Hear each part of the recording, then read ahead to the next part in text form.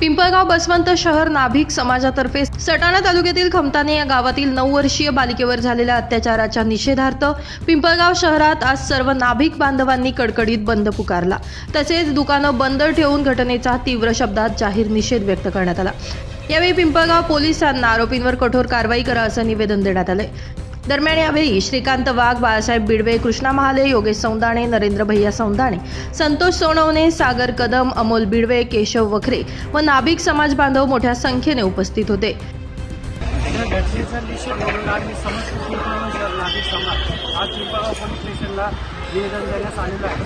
सदर आरोपीस फाशीची शिक्षा व्हावी, सदर केस ही कोर्टात चालावी हीच आम्ही पोलीस स्टेशनला अशी मागणी केलेली आहे। आणि या घटनेचा सर्व स्तरावरून तालुका जिल्हा सर्व स्तरावरून निषेध आहे। आणि आज पिंपळगाव शहर नाशिक जिल्हा सर्व व्यवसाय आज आम्ही बंद पाळले।